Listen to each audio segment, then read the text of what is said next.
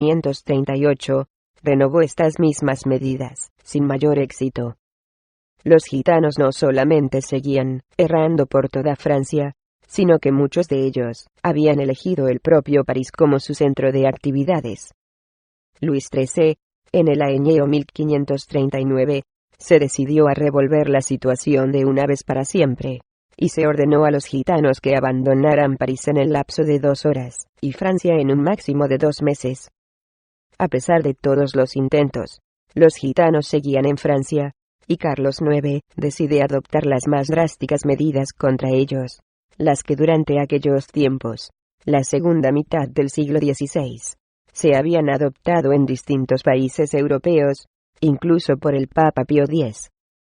El rey de Francia en el 1560 se decreta su exilio forzoso del país. Inglaterra se tomó algo más de tiempo hasta llegar a decidir la expulsión de los gitanos, que habían llegado al país más tarde que a Francia, y que habían sido recibidos con un gran entusiasmo. Tan tarde como supone en este contexto europeo, el año 1505, está fechado un documento en Accounts of the Lord Treasury of Scotland, crónica del Lord Tesorero Mayor de Escocia, que hace referencia al pago de un número considerable de libras a los gitanos y a su Lord Antoni Gagino de Egipto Menor, por mandato del rey Jaime IV por aquellos tiempos. Dowey, 1970. Pero en Inglaterra, algunos años más tarde, en 1530, se comienza a recortar los privilegios de los que hasta aquel momento venían disfrutando los gitanos.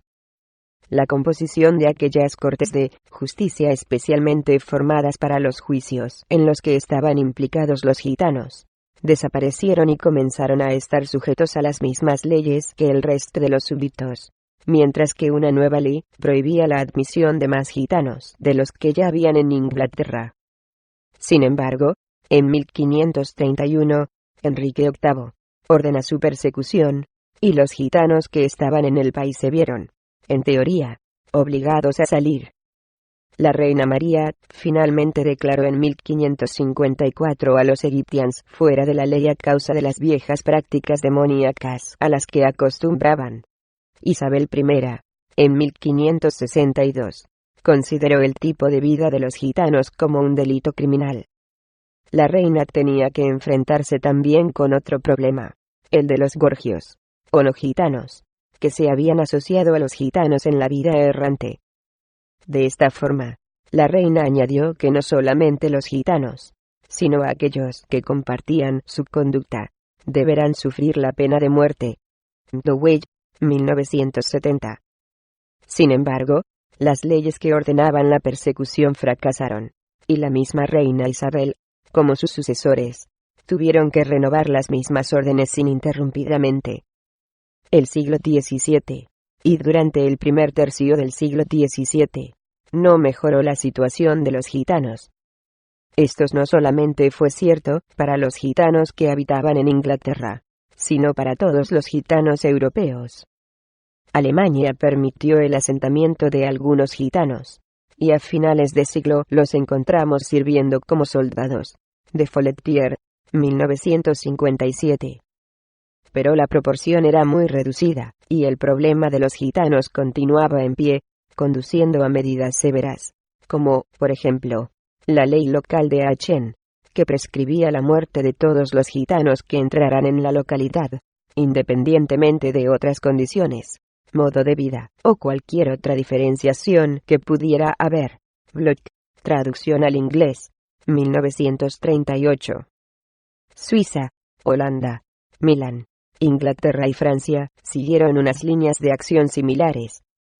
A finales del siglo XVII, Luis XIV ordenaba que los gitanos fueran enviados a galeras.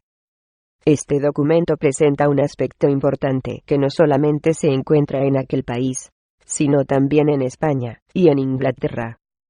Afirma que ha resultado imposible expulsar totalmente a estos ladrones, a causa de la protección que han recibido constantemente, y que todavía reciben diariamente, de la nobleza, y de quienes están encargados de administrar la justicia, que les dan refugio en sus casas y castillos. Clevert, 1967. Hacia una vida sedentaria. Hubo una reina a principios del siglo XVII que cambió de política. Fue María Teresa de Hungría la primera en tomar una nueva iniciativa, aunque de hecho, su línea política para con los gitanos no se siguió en otros países hasta el siglo XVIII. En 1619, derogó las medidas tomadas por sus antecesores contra los gitanos, y dictó órdenes encaminadas a que fueran tratados de la misma manera que cualquier otra persona del país. Pero los gitanos, por su parte, tendrían que asentarse de una vez, ayudados por todo tipo de facilidades que les permitiera convertirse en agricultores y cultivar su propia tierra. Las órdenes de María Teresa tuvieron influjo sobre medidas similares adoptadas durante el siglo XVIII en España y Francia. Starkie, 1953. Pero de hecho, los historiadores insisten en que su buena voluntad en relación a los gitanos no tuvo como fruto, ni mucho menos, el que ella esperaba. Muy pocos gitanos se asentaron a raíz de aquellas medidas y su tipo de vida errante, vestimenta peculiar, lengua y costumbres propias, todavía se mantuvieron durante muchos años. Aún más, reafirmados y tranquilizados por las nuevas medidas más humanitarias, se produjo una revitalización de la vida errante en los países del este europeo. Durante la primera parte del siglo XIX, Dowey, 1970.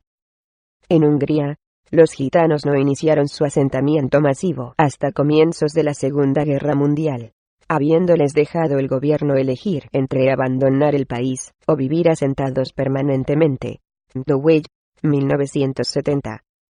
Después de la liberación de los esclavos en Rumania a mediados del siglo XIX, los gitanos se asentaron en su mayoría, viviendo junto en aldeas casi exclusivamente habitadas por ellos.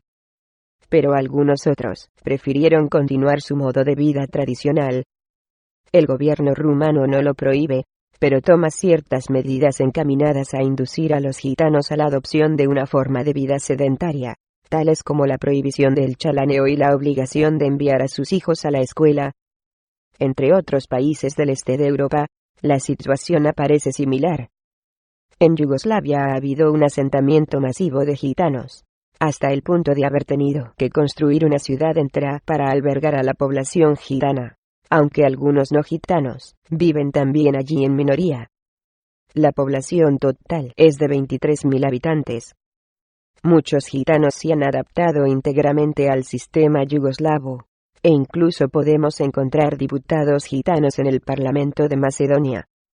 Bulgaria, a diferencia de Rumania, además de obligar a los niños gitanos a permanecer en las escuelas hasta los 15 años, obligan también a los gitanos en general a tener un trabajo regular. Dowey, 1970. Alemania, Austria, Holanda y Bélgica, se dice que solo tiene en la actualidad una décima parte de la población gitana estimada antes de la Guerra Mundial. Las últimas persecuciones legisladas sufridas por los gitanos fueron las que llevaron a cabo los nazis. Ferrer, 1965. Se ha exagerado mucho las cifras dadas por diferentes autores sobre el número de gitanos exterminados en sus campos de concentración. Pero sí es cierto que aproximadamente 200.000 gitanos, o bien fueron conducidos a las cámaras de gas o murieron mientras permanecían en los campos de concentración. Rudolfo, en Comandatin Auschwitz 1958, declara que 16.000 gitanos en total murieron solamente en el campo de concentración de Auschwitz. Y otros 11 campos de concentración fueron construidos exclusivamente para albergar a gitanos durante el periodo nazi. Deckenrick y Jeppson dice que perecieron 250.000 de gitanos. 1970. En Francia, los gitanos comenzaron a asentarse a finales del siglo XVIII. Luis XV abrió un nuevo camino en la historia de los gitanos franceses en 1740, al permitirles no solamente permanecer dentro de los dominios del reino, sino también enrolarse en cualquier tipo de trabajo, tanto en el trabajo agrícola como en aquellos oficios de los que sean capaces. Clevert, 1967. Sin embargo, hasta comienzos de este siglo, no se produjo la sedentarización de grandes números de gitanos en Francia. Hay todavía muchos gitanos franceses que se mueven de un lado a otro del país en furgonetas o caravanas de motor. Estaban obligados a llevar consigo, para presentarlo a requerimiento de cualquier autoridad, un carnet de identidad especial desde que cumplían los 13 años de edad. Este carnet fue abolido el 1 de enero de 1971, después de una fuerte labor propagandística que acusaba al gobierno francés de prácticas de discriminación racial. De hecho, los datos personales que tenían que detallarse en el carnet incluían incluso medidas de contorno torácico y de la longitud de 2 de los dedos de la mano. Debería ser presentado a la policía o al alcalde de cualquier población francesa a su llegada, y cuando la abandonaran, no pudiendo permanecer en ninguna de ellas por más de 2 días. Collinón, 1961. Mientras no se lleve a cabo un estudio adecuado, es difícil poder establecer las causas que llevaron a los gitanos a los asentamientos masivos desde principio de siglo. Pero en cualquier caso pienso que, contra lo que por general encontramos en la bibliografía sobre el tema, el análisis tendría que realizarse a la luz del desarrollo histórico y del contexto específico de los propios países de asentamiento. Con frecuencia se ha atribuido el fenómeno de abandono del nomadismo a las nuevas facilidades que los distintos gobiernos han ofrecido a los gitanos para su sedentarización desde mediados del siglo pasado. Pueden existir otros factores, como el Estado moderno mejor organizado para llevar a cabo sus decisiones con mayor eficacia, los factores económicos que han ido imposibilitando a los gitanos poco a poco, la dedicación a sus ocupaciones y habilidades tradicionales como el chalanio, la cestería o la venta ambulante, y también la necesidad de una vida sedentaria en comunidad como medio para adquirir derechos legales y beneficios sociales, entre tantos otros factores que sin duda puede haber. Pero en cualquier caso, sería importante rechazar una idea común en la literatura que encontramos sobre los gitanos. El verles como un solo grupo, como una unidad cultural homogénea en la que la parte explica el todo. Creo que sería esencial el estudiar situaciones específicas de grupos gitanos concretos en el contexto histórico y social correspondiente. 1. Introducción a la historia de los gitanos en España. La historia de los gitanos en España no ha sido todavía debidamente estudiada. Podemos encontrar referencias aisladas sobre ellos en obras de diferentes historiadores e historiadores de derecho. Pero no existe ni un solo trabajo dedicado a tratar en profundidad la historia de los gitanos en nuestro país, ni su situación jurídica, tanto en el pasado como en la actualidad. Las ideas más comunes que sobre los gitanos encontramos en la literatura se perfilan al examinar algunas definiciones. Para el filólogo e historiador Jerónimo de Feijóo, los gitanos son una asociación de individuos que en los distintos países desean llevar una vida errante. El diccionario de la Real Academia Española dice que el nombre de gitano deriva de egiptanos, y que se dice de una cierta raza de gente errante y sin domicilio fijo, que se creyó ser descendiente de los egipcios, y parecen proceder del norte de la India. 1970. En la introducción a la historia del derecho español, publicada en 1970 por J. Lalín de Abadía, se considera que gitanos, egipcianos, bohemians, etc., son grupos nómadas de procedencia incierta y de gran impermeabilidad social. 1970. Ciertamente es poco lo que se puede esperar de estas afirmaciones. Podríamos considerar 3 períodos fundamentales en la vida de los gitanos en España. El primero comienza con la aparición de los gitanos en España. Parece ser que en 1415, hasta el año 1499, en que sale a la luz la primera ley en contra de ellos. Podría llamarse a este el período de aceptación de los gitanos. El segundo está caracterizado por la persecución, y se extiende de 1499 a 1783, fecha en la que los gitanos son reconocidos como ciudadanos españoles. El tercer periodo, de 1783 hasta el presente, se caracteriza, por un lado, por la igualdad ante la ley, y por otro, por una desigualdad económica y social. Primer periodo. La acogida. En el año 1415, está fechado el primer documento que hace referencia a la entrada de los gitanos en España.